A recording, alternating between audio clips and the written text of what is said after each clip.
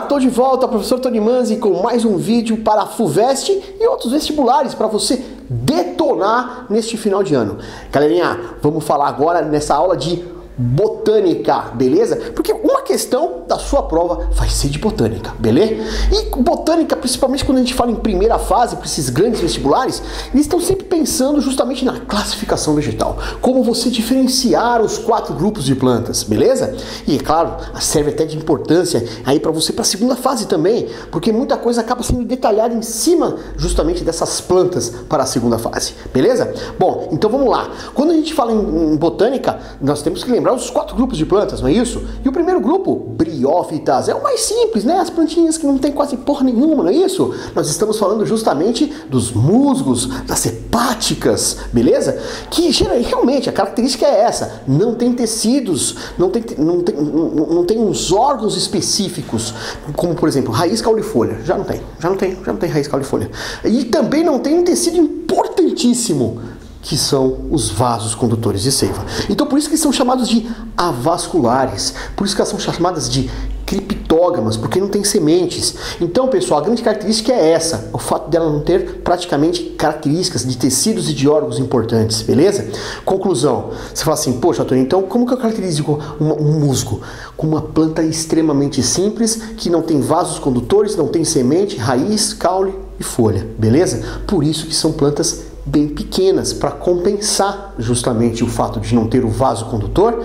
A seiva vai ter que passar de célula para célula, de célula para célula. Conclusão, a planta não pode ser grande, estatura mediana em torno de 3 centímetros, beleza? Já quando você fala em pteridófitas, nós estamos falando da samambaia, estamos falando das avencas, das rendas portuguesas, não é isso? E aí, nesse caso, a planta já começou a mostrar evolução, melhorias, não é isso? Começou por quê? Porque já tem vasos condutores de seiva, já são consideradas traqueófitas, porque este vaso condutor lembra a nossa traqueia, toda aneladinha, que nem a nossa traqueia, beleza? Mas continua sem semente. Mas já tem raiz, já tem caule, já tem folha, então é uma planta já um pouco maior, tem mais ou menos 1 metro de estatura mediana, beleza? Então já evoluiu, já houve melhorias em relação justamente às briófitas, beleza? E aí nós estamos chegando cada vez mais próximo do topo, gimnospermas, não é isso? Gimno significa nua, e esperma, não é porra não, esperma é semente, beleza? Então são as sementes nuas, e o maior exemplo de semente nua quem que é? Pinhão. Então muita gente fala assim, o fruto do pinhão. Não, é errado, é semente, beleza? Então no caso já tem semente, olha só, então já é fanerógama, já é traqueófita, então já está no alto, você vê que está melhorando cada vez mais, já tem sementes. Conclusão, é uma planta mais complexa, nós estamos falando de grandes árvores, né? Nós estamos falando aí, por exemplo, dos pinheiros, pinheiro do Paraná, que chega a 20 metros de estatura mediana. Se a gente pegar algumas florestas de coníferas lá no norte dos Estados Unidos e Canadá, nós já estamos pegando aí árvores com quase 60, 80 metros de altura. Então são vegetais grandes, são mais complexos. Com isso também, inclusive, já não depende mais da água para fecundação, como acontecia na briófita e pteridófita. Agora tem a polinização, beleza? E a polinização é pelo vento, beleza? Então já tem grão de pólen, o grão de pólen vai sair da pinha masculina, chamada de estróbilo tecnicamente, e vai para a pinha feminina, o estróbilo feminino, e assim vai fecundar justamente a oosfera, não é isso? Beleza? Já as angiospermas, o que elas vão ter de diferente em relação a gímeno? Porque elas também são traqueófitas, elas também são fanerógamas, isso é, tem sementes. E aí, qual a diferença, Tony? A diferença é que ela vai ter flores com ovário, e esse ovário é importante porque vai formar os frutos, e também flor com atrativos. As pétalas são coloridas, ou então tem um cheirinho, ou então tem um saborzinho néctar, que é para justamente o quê? Chamar a atenção dos grandes polinizadores. Porque a polinização até pode acontecer pela água e pelo vento, mas o principal mesmo é pelos insetos. E aí, os insetos é também pelas aves, o beija-flor, é pelos mamíferos, o morcego, que além de polinizador, ele dissemina as sementes, né? Porque ele come o fruto e sai pelas fezes a sementinha, não é isso? Conclusão, os animais são os principais polinizadores, beleza? Então os atrativos é para ele, tá joia?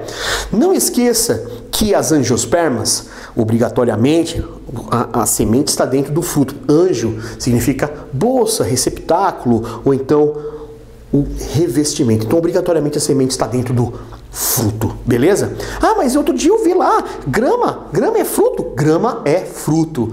Tem lá, a grama tem fruto. Ela tem um capinho que tem uma florzinha, que é a flor dela, inclusive, que no alto vai ter o fruto. Então, tem fruto. Nem sempre os frutos são comestíveis, são perceptíveis, mas o fruto está ali, existe. Angiosperma tem fruto, beleza? E outra característica, não esqueça, tem as mono e dicotiledôneas. E aí você vai ver o número de cotilédone, 1 ou 2 cotilédones, vai ver o tipo de raiz, monocotiledônea tem aquela raiz mais difusa, espalhada, não é isso? Forma de cabeleira que o pessoal fala. E também não esqueça que as dicotiledôneas têm a forma de um pivô, pivotante. Lembra da cenoura, beleza? Já o caule, se você cortar o caule, os vasos condutores, os porinhos dos vasos condutores no caule de uma monocotiledônea é espalhado, desordenado. Já nas dicotiledôneas é um formato de anel, beleza? Se a gente pegar as folhas, que eu acho que é o mais fácil, veja justamente as nervuras. Se a nervura for paralelas, você rasga até a folha retinha, nós estamos falando de uma monocotiledônea, beleza? Se ela for toda espalhadinha, dicotiledônea. Agora, você também pode ver o número de estrutura. Como exemplo, eu vou contar as pétalas, não é isso? Aí você vê lá, número de pétalas, deu um múltiplo de 3, então nós estamos falando justamente de uma trímera monocotiledônea. Ah, deu um múltiplo de 4 ou de 5, tetrâmera ou pentâmera, então aí no caso é uma dicotiledônea, beleza? Então com isso, olha só, nós conseguimos diferenciar os 4 grupos de planta. É para você detonar nessa prova. Uma questão vai ser sobre isso, hein? Eu tô torcendo com vocês, tô junto, hein? Até o próximo vídeo.